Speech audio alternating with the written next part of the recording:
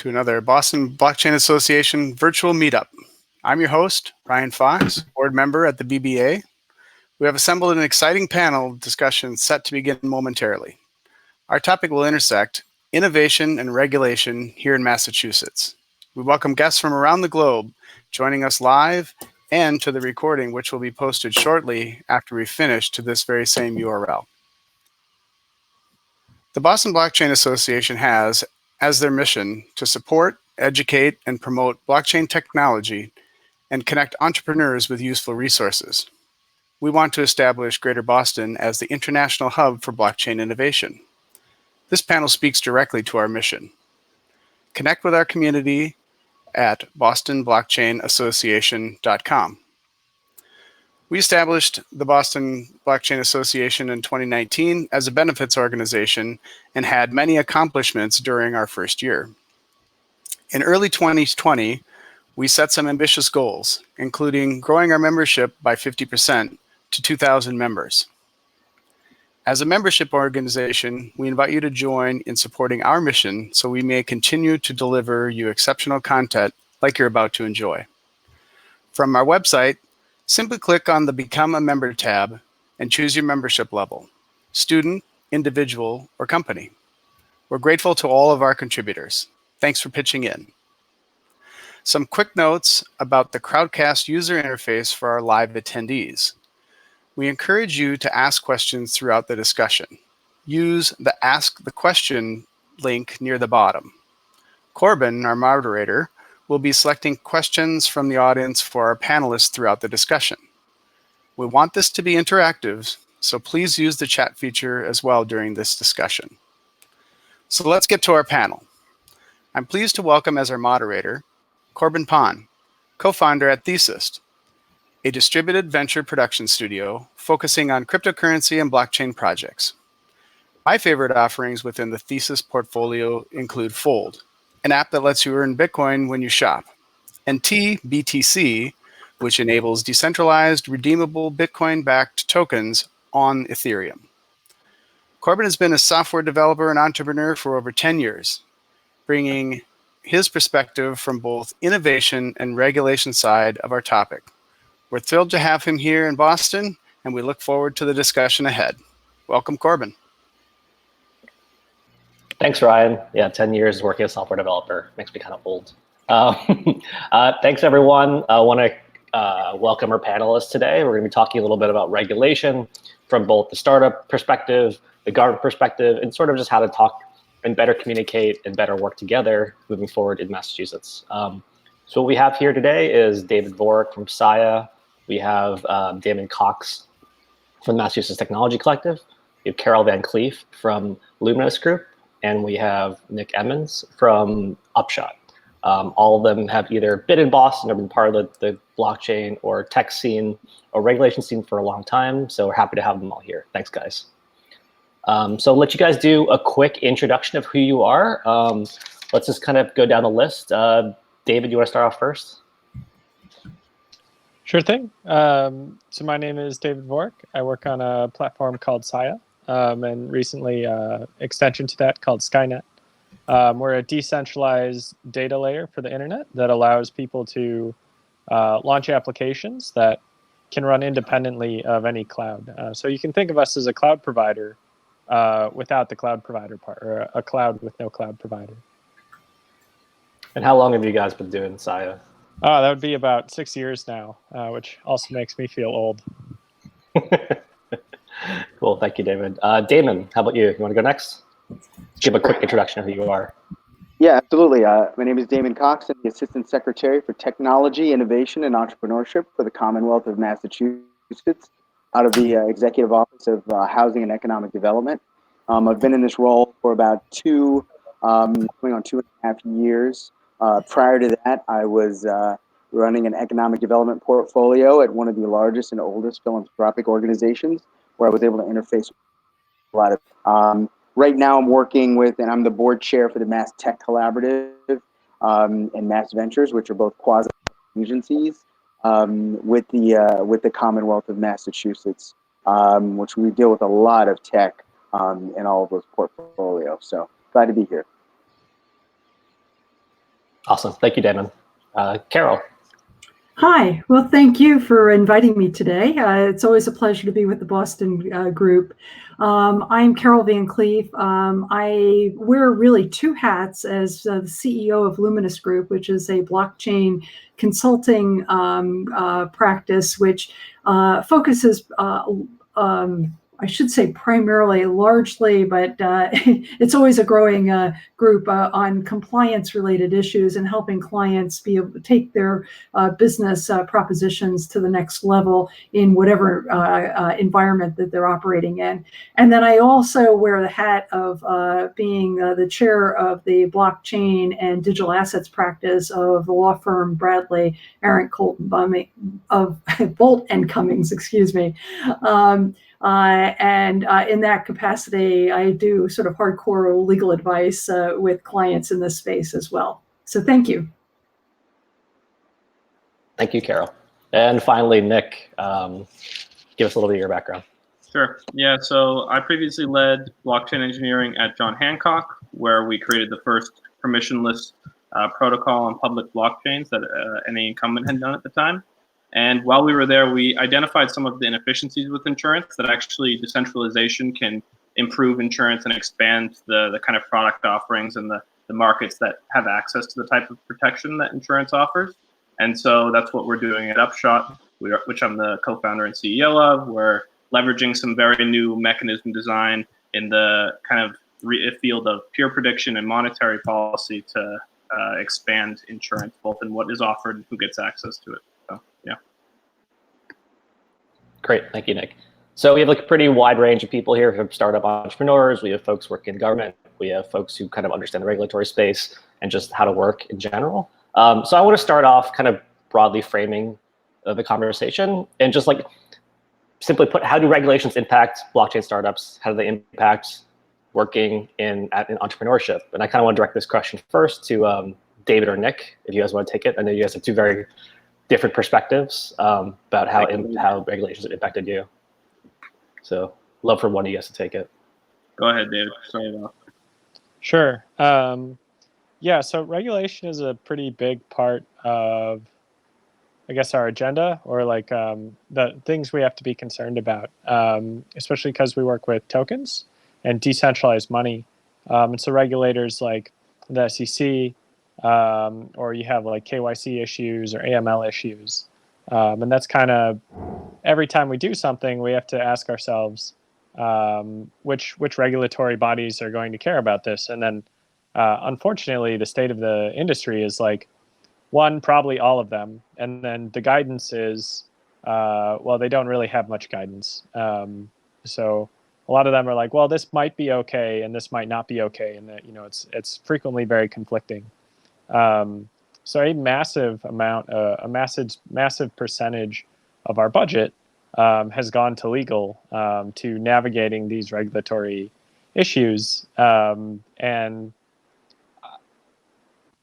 I think that there is a fair amount of frustration with the uncertainty, but then also when you get things like the New York bit license, which has a bit more certainty, there's a fair amount of frustration in the fact that it seems to miss the mark on the goal of regulation. And I would say that like what we're doing as a whole, the goal is to protect consumers. It's to protect individuals. And that's very much aligned with what most regulatory bodies want. They want, you know, they don't care about protecting the billionaires. They care about protecting the working class and making sure that the working class is given a level playing field. And I think in the blockchain space, it's the exact same thing. We want to make sure that people have decentralization, and that people who don't have, you know, political wealth or political power still have the ability to have control over their money or control over their data.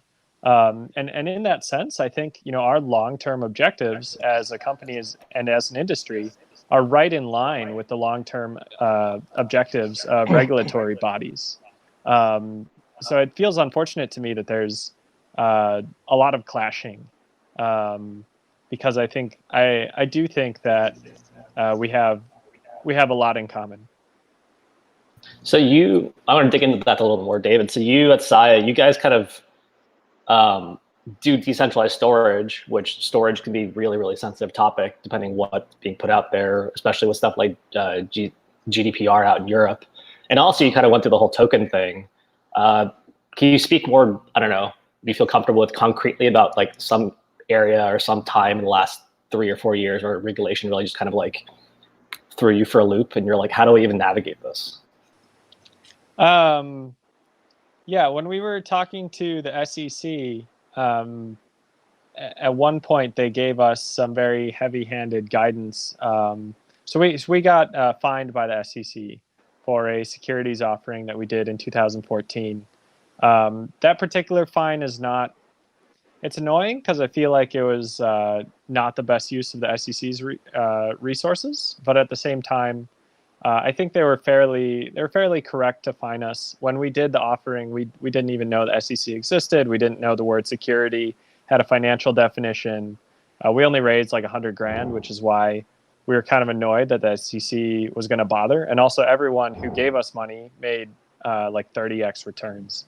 So it was like a whole pile of things that just felt misaligned. But as part of the fines, there was one moment where the SEC was like, anytime you make any changes to the network or issue any new tokens, you have to notify us. And we kept asking for carve-outs because we're like, well, you know, every time we spin up a test node, we invent a new currency, and all of our test nodes spend currency against each other. That's how we make sure the code's correct. Can we get like some carve-outs or some exemptions for having to notify you about this stuff? And the SEC said, no, you need to email us every time you spin up a test node. Was the tone that came across. In practice, we haven't done this, but at least for like a couple months, they were taking a really hard line, and it was just confusing to us because like we're gonna have to shut our business down because we literally can't like write new code. We're frozen. In practice, they haven't seemed bothered. Because we haven't made changes to our fundamental network structure. We haven't made changes to, we haven't issued any new tokens or changed the token economics. And I think at the end of the day, that's really what the SEC cares about in practice. But by the letter is very strict and frustrating. Gotcha. Let's give it a second, or Ryan's going to try to work on some video issues for a second. Thanks. Sorry, everybody. We have a little bit of a video feed issue in the live stream. We're going to try to fix that right now. So it'll take about 15 seconds, and then we'll pick it back up. Thanks, everybody.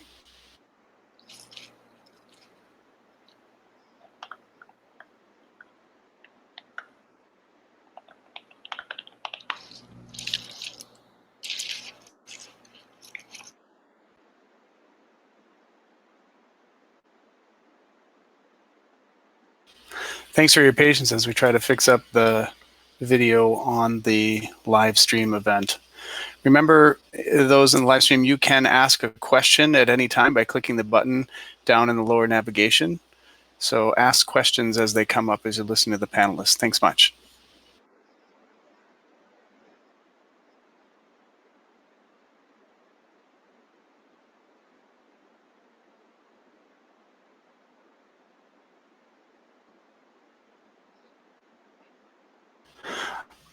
All right, Corbin, we're gonna go back to you. Go ahead.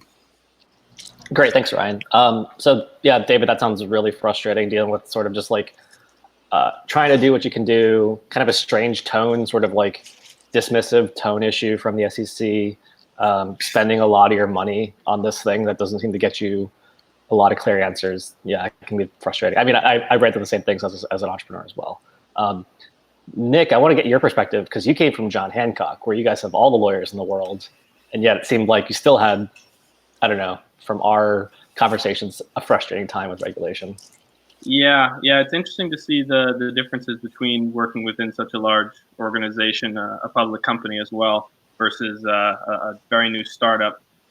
The conclusion I can draw from all of it is no matter how much kind of legal spend we had going towards this stuff and trying to navigate the regulatory landscape, it all kind of reaches a dead end. There's far too much uncertainty. We've had discussions with insurance regulators, the CFTC, et cetera, that all kind of lead to the same conclusion that this is going to be up to our discretion at the time that you go live or at the time there is a problem with what you're doing. And it becomes very difficult to innovate in such, especially in such a highly regulated field that is insurance.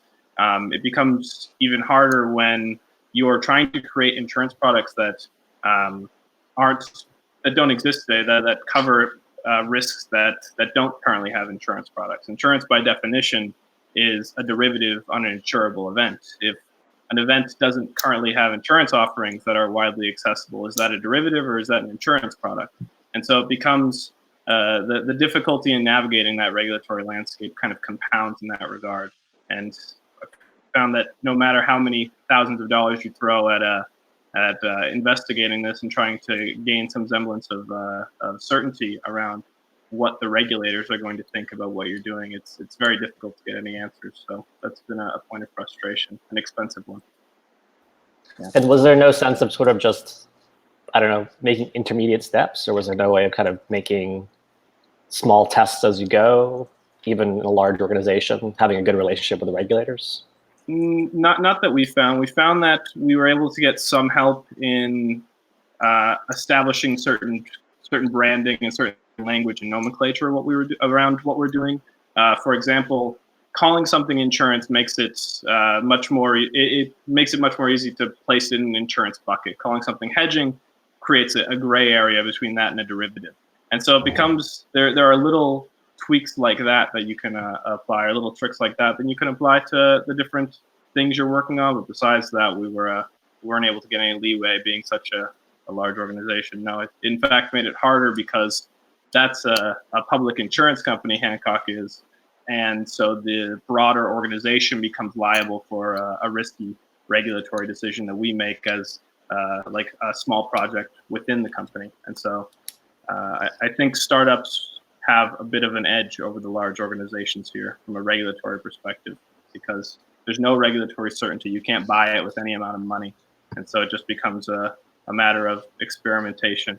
I think it becomes slightly dangerous as well, because as uncertainty continues, as we have a lack of precedence around what we're doing in this industry, it incentivizes anonymity, it incentivizes obfuscation of what you're really building, these esoteric explanations that are really just masked financial instruments that have pretty concrete regulations around them. So I think the lack of regulation, while meant to help consumers and protect them, is actually going to hurt them in the long term, probably.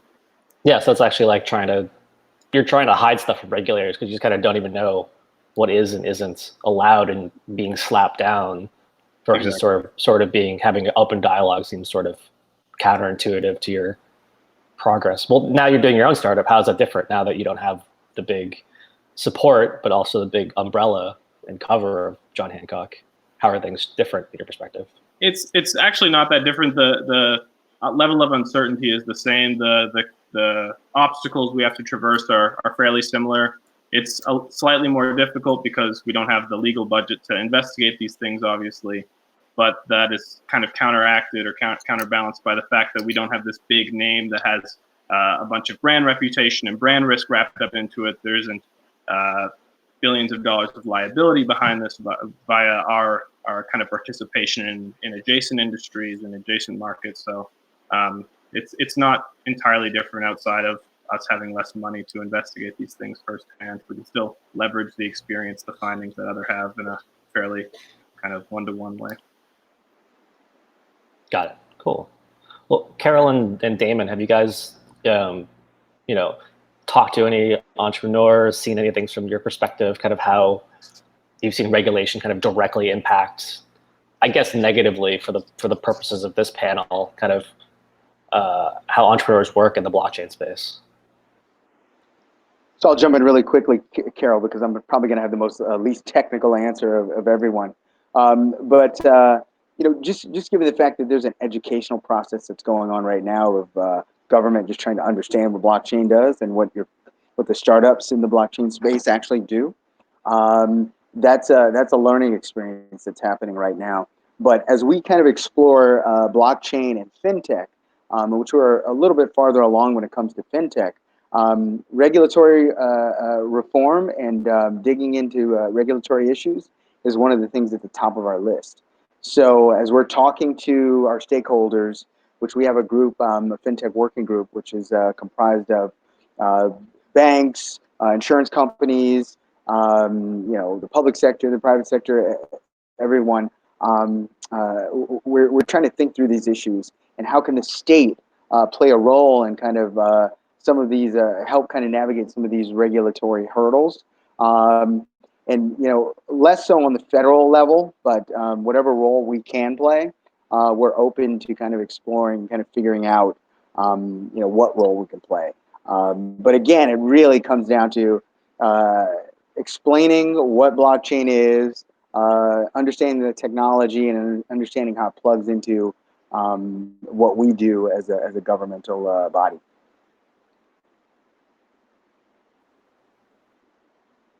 Ooh, Carol, I think you're on mute. Am I unmuted now? You are. You hear me? Okay. Yep. So I probably was errant in not explaining my background a little bit more in the introductory session. I started my career first as a banking consultant, but then doing work as a bank regulatory lawyer. And then, and probably before some of you that are on this call were even born, I started moving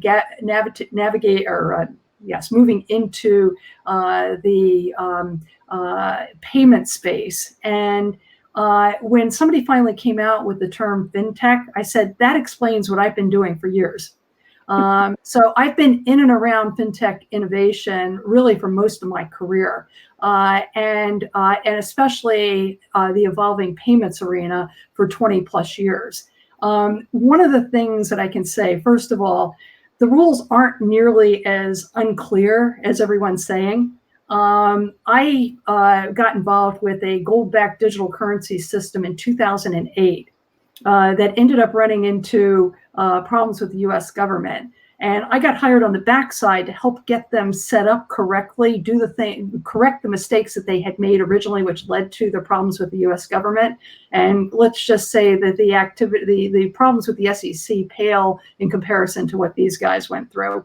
By 2010, I had done the Howey memo on whether a gold-backed digital currency was a security or a currency. So when we came to 2014 and we started to see the first of the ICO type activity, token issuances, I remember getting a phone call from someone who's fairly well known in this space. And he said to me, hey, Carol, so-and-so just did such and such last week. This is in the middle of 2014. And he didn't get in trouble with the SEC, so I'm good to go, right? And I said, okay, let's stop for a minute. Tell me what you did. Or what you're planning on. He told me, I said, it sounds like a security to me. And I said, the SEC doesn't work in days. They don't work in weeks. They rarely work in months. And usually it's years. And that's what exactly we've seen is it's that the 2014 activity is only getting resolved in 2019 or 20. And yeah, that's a little bit confusing. And I will say I was very critical of the SEC from 2014 forward by saying they're not getting out there and they're not making things known in the way that they should, especially given the nature of the community, which was at least in the early days, the early 2010s, the crypto community was very young. Really inexperienced and not a lot of experience or money to work with lawyers. And on the other side, I can be highly critical of the lawyers that there weren't many lawyers who had any idea what they were doing. And there's a lot of very, very bad legal advice that was given. So David, I sort of feel your pain in that you didn't have good role models out there to tell you, what the right rules were. And the experienced securities lawyers, as soon as they started jumping in sort of mid-2017, the first thing, there's not a one that I didn't deal with that didn't look at it and say, oh, this is a security. So, the surprises that we saw from the time that the SEC issued the Dow report in July of 2017 through what the SEC chairman said in December of 2017 into 2018, and then what we've seen in the enforcement actions, and then most recently in the Telegram case, really to experienced practitioners that have a certain level of real solid securities-backed work, none of this has been surprising. Now, does that mean that we don't have some issues to deal with? And I think the mainnet launch issue is definitely the place where the sort of the rubber meets the road here. But whether we're dealing in that arena with a token that whether it's borderline security utility when it goes from being a security to a utility, or dealing with other issues around what a cryptocurrency is, the rules are a lot clearer than what people have said. But as I said, we don't have a lot of lawyers who've had that kind of experience to deal with those issues. And to Damon's comments about what's going on at the state level, is that I think that for a variety of reasons, and if you use this as a case study over the last several years to see what happened and what may not have gone quite the way it should have early on, is that I don't think we had enough of the right kinds of educational activities. But in part that was because of the way the technologies have been evolving so rapidly. And if you look at how we communicated to people in 2013, let's say, versus how we communicated in 2017 to today, I was just looking at a PowerPoint I did 2 years ago for a bunch of accountants, and I said, boy, the way we talk about it has changed a lot. So there are lots of pieces of the dialogue that need to be worked on, but we also need to understand more of what's happened in the past and learn from that and take that into the future, because that would make this transition a lot easier. Got it. So speaking of that and talking about more of interacting with the government and education, Damon, I'm going to focus this question on you. Massachusetts is like the center of tech, a huge one that focuses on biotech that we do really, really well. But what are we doing in terms of like other areas of innovation? There's a really healthy startup scene, but there's a really big just fintech industry and finance industry in Boston. Can you speak to anything that what Massachusetts is doing, or the Mass Tech Collaborative is doing, or stuff like that you've been working on that kind of focuses on those areas? Certainly. So you're right. Biotech, when you talk about biotech globally, Massachusetts is at the top of the list. We've successfully created this cluster in which the industry kind of flocks to. And so you have the density now where we are considered the center of gravity when it comes to biotech and life sciences. So much so that, we've, the past administration, the current administration has funded the Mass Life Sciences Center to the tune of $1 billion. So a lot of investment happening in that space. But, we have so much more activity. We have an extremely robust innovation support system. And I think, you can really attribute that to the educational ecosystem that exists here. There's so much talent. I mean, that's really our bread and butter, creating the talent, and the companies have kind of flocked to that, to that fact. So, when you talk about technologies, we're always kind of, looking at the horizon to see what's kind of emerging and what's on the what's coming up next. So to that end, over the past 2 years, I've tapped Mass Tech Collaborative to kind of identify what those areas are, and we've come down to 5, and those are quantum computing, robotics, fintech, blockchain, and artificial intelligence. So all of these things are areas in which we're focusing a lot of time and a lot of treasure into kind of developing and just trying to create clusters and ecosystems which companies and startups can kind of grow and create the next cluster. As I mentioned before, fintech is one of those spaces in which we've already convened a lot of folks around the table. As government, we have resources, but we have very limited resources. We are utilizing taxpayer dollars, so we try to be very responsible and cognizant of that, contrary to popular belief. But we are very much so aware of the power that we have to convene. So we're always looking to convene groups. So when we see a group like the Boston Blockchain group, we want to make sure that we're supporting the work that's coming out of a group like this. It's been able to convene as well. So we've been able to tap into the work that you're all doing and creating a group to actually look at blockchain opportunities throughout the Commonwealth. As much as Boston is offer, and we love Boston because everything that happens in the Boston Cambridge area. We do have to look Commonwealth wide. This is an entire state, so we try to be equitable in how we're looking at activity and making sure that some of that interest and some of that capital kind of goes state. But we do realize that Boston and the Cambridge area are kind of like of that activity. So to that end, we do have some resources that we're putting towards those 5 tech verticals. A lot of times we don't have the programmatic capital to help grow these companies. So we do support small incubators and accelerators in a lot of ways. Largely, they're capital investment dollars, so it's more so about space and equipment. But once in a while, we do have some smaller dollars. But we do have a venture fund that the state has had for decades. It's a very small venture fund, but very powerful, very thorough.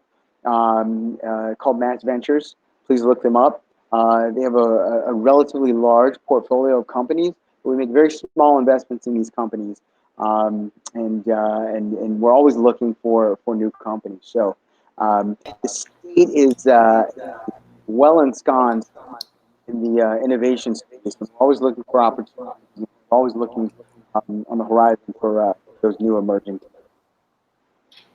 I mean, everyone loves money. Money's great. But what other sort of like 1 or 2 areas do you think the state government has like a particularly powerful, particularly good bang for buck ability to change things?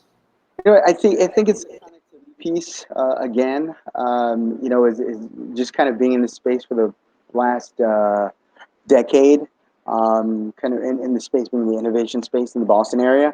I've noticed that kind of connecting people and creating the space which they can be connected to mentors, investment capital, you know, regulatory connections, the legislature.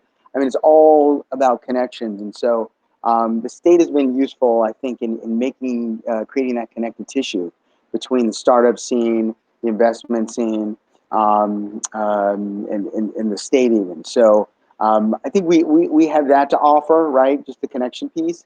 We also, you know, when it comes to established companies, there's some tax incentives that we can offer as well. But you know, when it comes to startups, I wish we had more in our arsenal. We're currently working on that. But again, I would point to Mass Ventures as a very small fund, but you know, you can get some bang for your buck there. Got it. Yeah, I mean, when we've interacted with, like, speaking as personally as an entrepreneur, interacted with governments in the past, on the state level, it's always very much been about, you know, are there areas around tax or areas around regulations in the state that really impact us? We built a payments company, and that really ran us into like money service businesses laws of that specific state. And I know, to Carol's point, education was really important. We didn't know what we didn't know.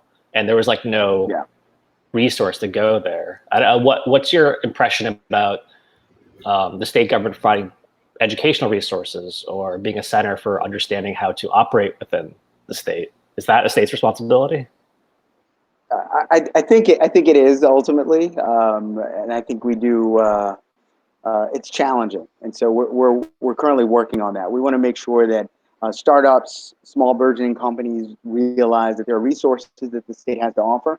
I can't tell you how many times I'm talking about, you know, a lot of different opportunities and resources that we do have, and people just kind of raise an eyebrow and go, "Wow, I didn't know that the state had or could do that." And so, you know, we can go out there and proselytize and talk about everything that we can do, but you know, we're only a few folks that can do that. So, you know, an online resource. You know, we've always kind of been working on that. Mass Tech Collaborative, their website is always great. It's all about reaching out. But again, I think it's a two-way street, right? I mean, there's an educational component to kind of what we need to do. There's also an educational component from the tech side, right? Government doesn't really know what blockchain is, right? It's still trying to understand what fintech is. It's still trying to understand what artificial intelligence and the implications of these technologies. So it's a two-way street, and I think that we both, you know, both sides really need to kind of, you know, be way more transparent and kind of open to communicate. Yeah, and organizations like BBA do a great job of that. But how can we be better as entrepreneurs to kind of do the education from your perspective? Like David, Carol, Nick, and myself, how can we, be better at that? Yeah, so that's a good question, because whenever we have our blockchain convening, I always bring up the fact that there needs to be an easy explanation to what blockchain is, and it's very rare that I can find people that can concisely kind of explain what blockchain is and make it palatable and accept, something that the layman can understand. So I think it really starts there, right? And then, what are all of the implications of or applications of blockchain, right? I think people automatically think of, cryptocurrency and the inextricable link to fintech a lot of ways, but are there other applications for blockchain? If so, can a company pivot and, can you fit into where, blockchain can be plugged into when it comes to, state or local government?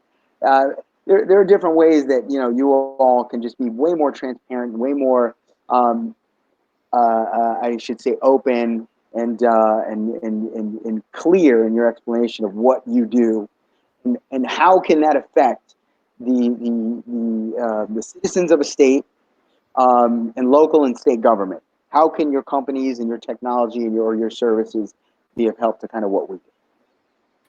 Got it. Yeah, I mean, we have like Nick and David here.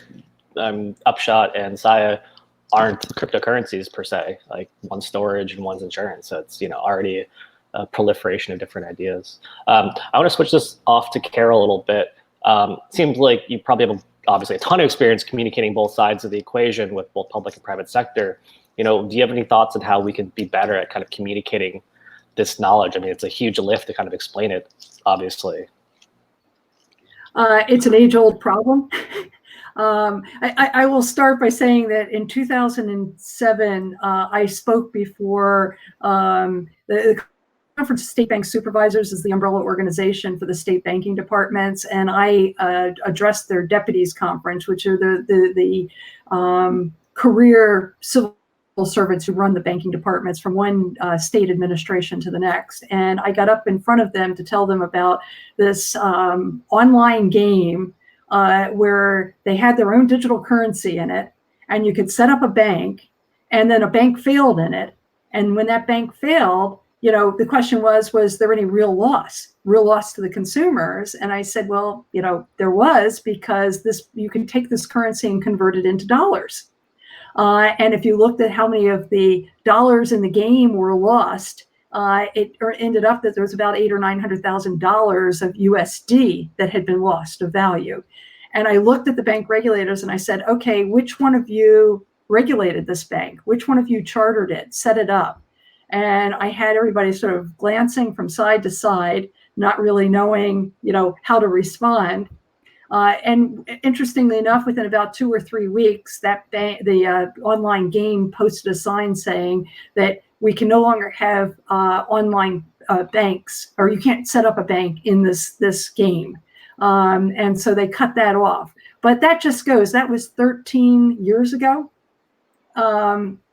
And I was trying to say, hey, this world is coming. And I've been in front of regulators for a number of years to try to get them, sort of up to speed and be sort of on their toes. But I think, as Damon said, the resources are scarce within governments. And today, God knows they're even scarcer because they're so distracted with other things at the moment.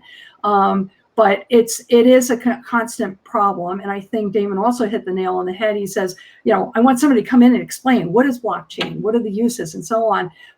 But what I've seen from the industry side is we've been evolving so rapidly that it's difficult to get a single spokesperson or group that can come in and enunciate at any given time all of the pieces, all of the moving pieces. And we really haven't seen that yet. I put together a conference actually about a little over a year ago, which was a first attempt to bring government and private sector together to start to have some of these conversations. Unfortunately, we got caught right in the middle of the, as I would say, the wall, when the government was shut down because of the issues around funding because of the president's plan for the wall.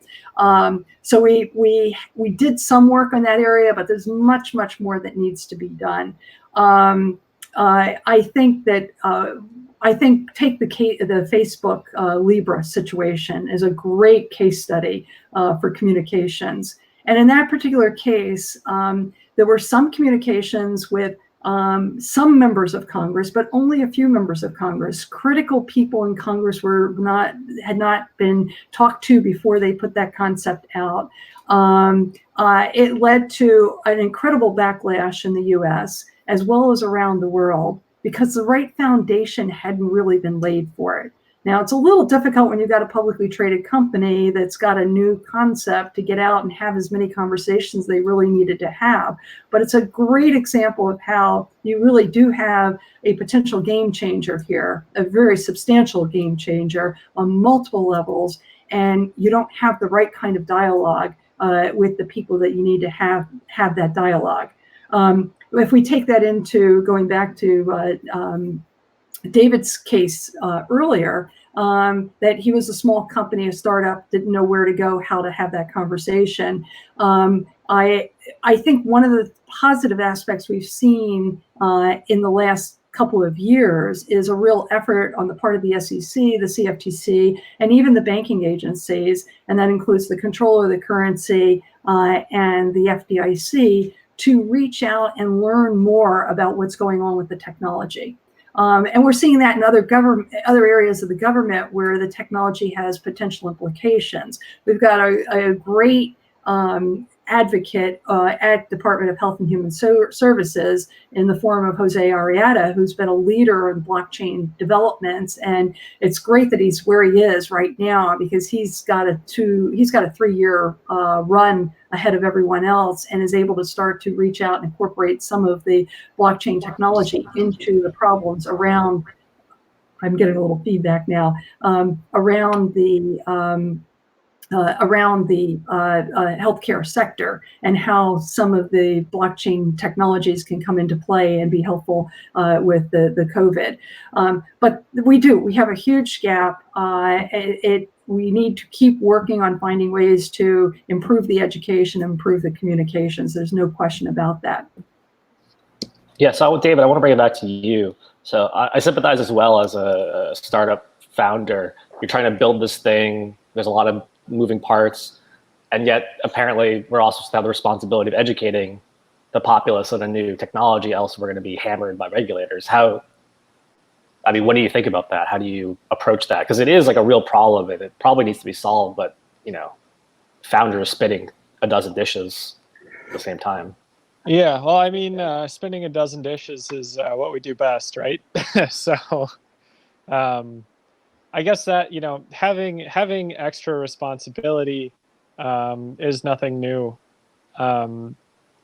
In terms of leading the discussion on what is a blockchain, I can tell you from my perspective, the Facebook Libra thing was super frustrating, because it's Libra is not a cryptocurrency. What Facebook is launching is not a cryptocurrency. They're using all these terms, they're co-opting them, and all this education's getting out there that's just misguided. And it's almost it ended up not being necessary, but we almost had an internal discussion of do we just shift the whole industry and bail on the term cryptocurrency and start billing ourselves as something else to get out of the Facebook bucket. And I guess what I mean by this tangent is that the word blockchain means something slightly different to every single entrepreneur in the space, and every single user in the space. And in terms of educating regulators, the reason nobody can give you a clear, consistent answer is because just as a society, blockchain hasn't crystallized as a vocab word. There is no single definition of blockchain that is going to make more than 20% of people who call themselves blockchain people happy. And so I think the best we can do is just talk more about our goals, why we're using blockchain, what the advantage is to us, and try to stand out. You know, this is the thing about blockchain that makes Saya, 10 times, 100 times as reliable as Amazon, 10 times less expensive, and also more independent and more consumer protecting. And so like for us, blockchain is about protecting consumers, but that's not true for every blockchain startup. I think the best that we can do in this early stage is just keep hammering home what blockchain means to us in particular. Could I go back to one comment that David made earlier about that the regulators are focused on consumer protection, and that should be where it is. There's some truth to that, but actually, if you look at the different regulatory agencies in Washington and in the states, that they have different mandates. So the banking regulators are there to protect the safety and soundness of the financial services system, as well as the safety and soundness of individual banks. So when they focus on issues in this space, they're looking through those lenses. When the SEC focuses on the lens they look at is investor protection. We have the Consumer Financial Protection Board and the FTC that they're the ones who really do look at the consumer protection side of things. And then in the states, we have similar types of layouts. So we've got regulators coming from different perspectives. And again, that can be confusing without having a full understanding of the system. But it's something that entrepreneurs need to keep in mind when they're going forward with their products. Yeah, I mean, from our perspective, running Fold, we were dealing with FinCEN, so we were like, are we going to be thrown in jail? We were dealing with potentially the SEC and CFTC. Are we going to be fined? And then we just realized everyone wanted their pound of flesh, including the IRS. And we just didn't know, are we just going to be put in jail, fined, and taxed out of oblivion? Because everyone just wanted their pound of flesh. So it was really hard to navigate just from that perspective. Let's move on to a little bit of audience questions as we're coming down to the last kind of 10 minutes here. So let's see, the first question we have is, it seems like the SEC has been more willing to engage in strategy with startups than they were a few years ago. Has anyone seen this change even more profoundly in the last 12 to 18 months? Just put that out to anyone who wants to take it. Has there been any movement from the SEC or other regulators to be more open to strategizing? Oop, Carol, I think you're muted. I think I addressed that a little bit earlier to say that we've seen all of the agencies establish some sort of a unit within the agency to do outreach. So the SEC has their innovation area, the CFTC has their folks. Interestingly enough, the Controller of the Currency, which is the primary regulator for national banks, the biggest banks in the country generally, it just hired in as its number 2 person, the former general counsel of Coinbase. But they also have an Office of Innovation, and even the Federal Deposit Insurance Company or Corporation, FDIC, which protects our deposits, has its own innovation area as well. So Nick, insurance is a very sort of like old school industry. How have you seen things kind of change in that industry at all? No, not really. No, the insurance regulators seem to be a little behind the curve. I don't know if that's too presumptuous, but just from our experience, the insurance regulators seem very protective over their consumer safety and the safety they're protecting via their mandate.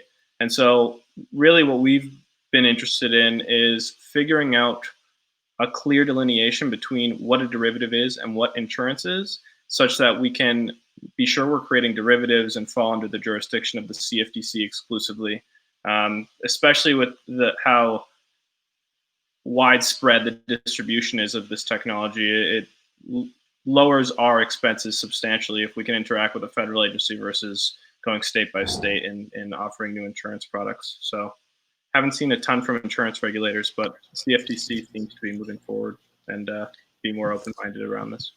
How would you like to interact with all these organizations that you sort of intersect with and the work you do? like if you could write the world the way you wanted it. Yeah, I'd like the big thing that affects our day to day is figuring out which party is liable. Like, where in the stack does liability fall? Are we liable for the actions our users take because we host a website that plugs into the smart contracts we build? Are we liable for the actions our users take because we built the smart contract and other people are delivering the means of interacting with those smart contracts themselves? I'd like to have a relationship with these regulators such that we have a clear understanding of what the line is, where it is, and such that we don't have to cross it. We are clear from stepping over it,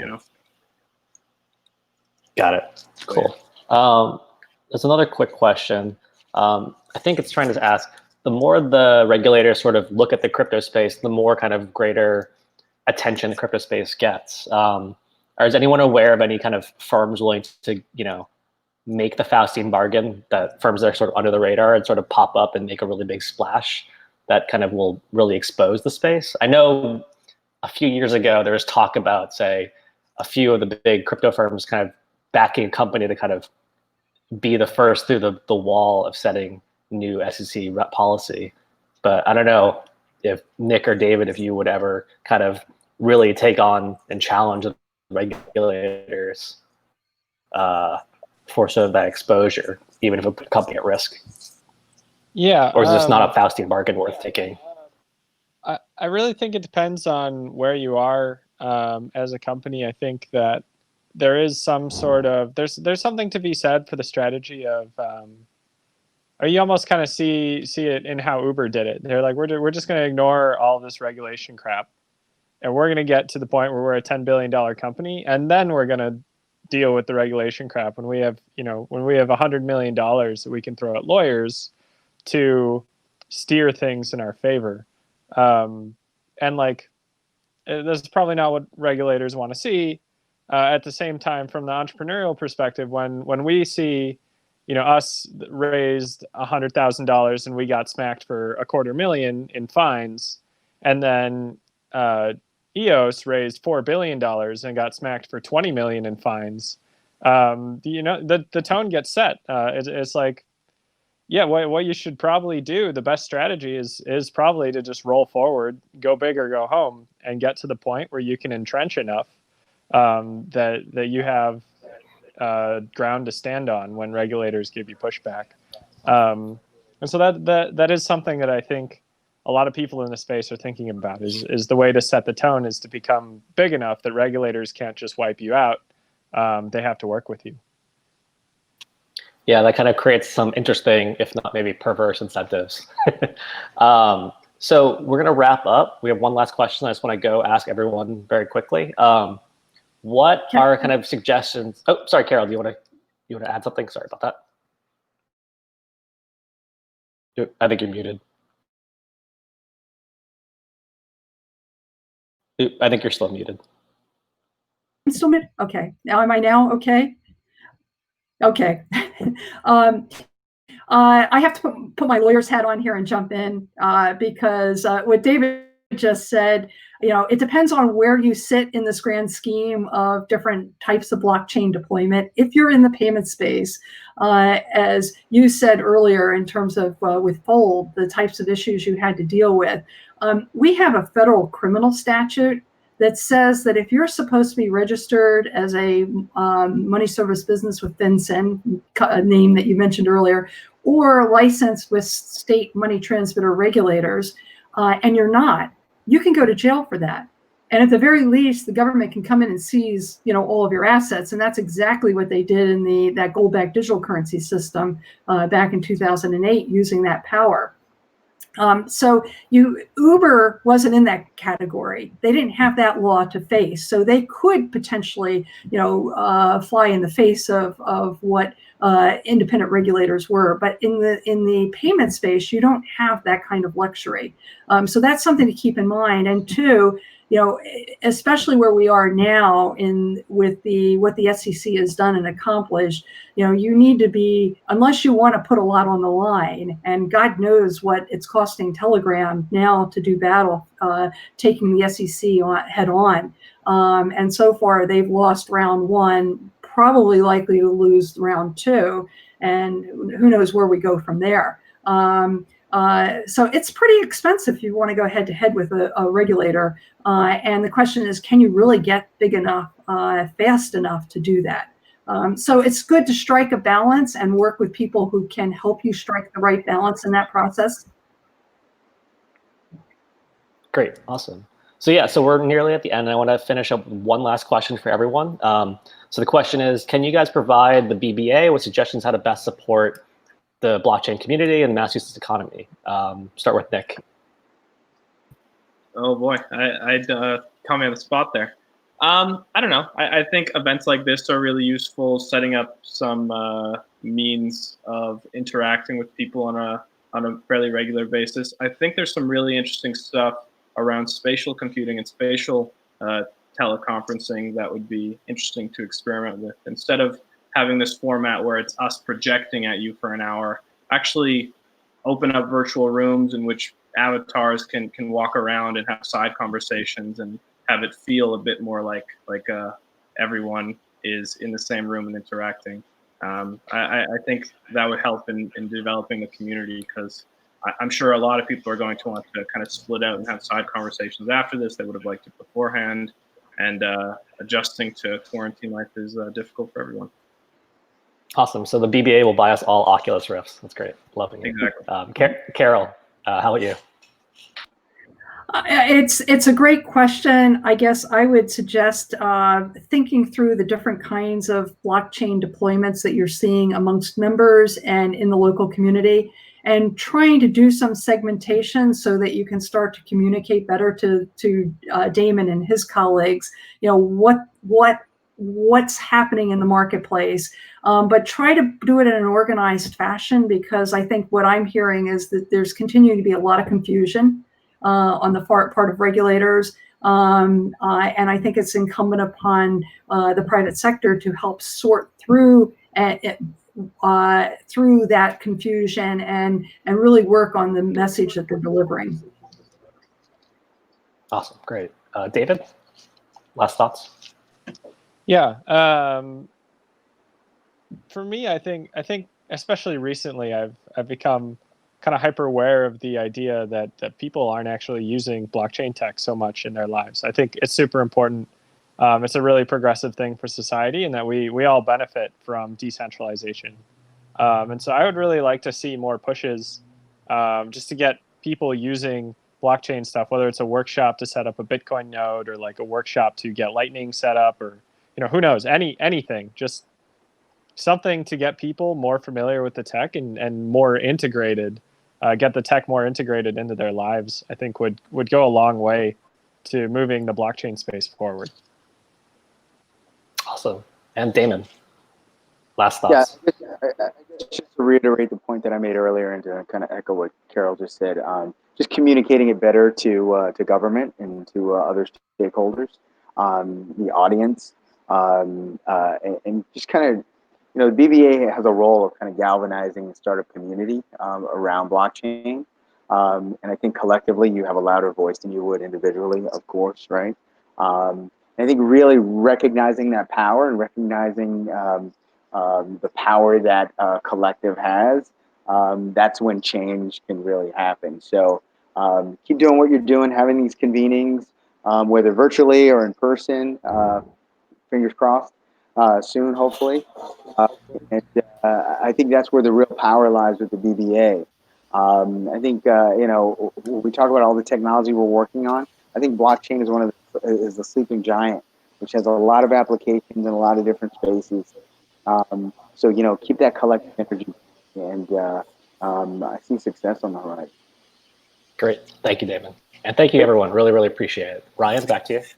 Yeah, wow, what a great panel you put together here, Corbin. I want to thank each and every one of you individually and say, you know, on behalf of the Boston Blockchain Association board, how thrilled I am that you guys are contributing to this. That last question really speaks directly to us and what we can do to provide great content that I know that our members are craving in this fast-paced blockchain space. So again, thanks to all of you. So looking ahead, the Boston Blockchain Association intends to accelerate the frequency that we're going to be doing our meetups during the quarantine. So we're going to be moving to every third week for virtual meetups going forward. The best way for you to stay informed is to join as a member. And of course, you can do that at the bostonblockchainassociation.com website. You may also sign up there for our weekly newsletter and then click on the events tab to see what's coming up next. So thanks everyone for joining, and see you at a future Boston Blockchain Association meetup.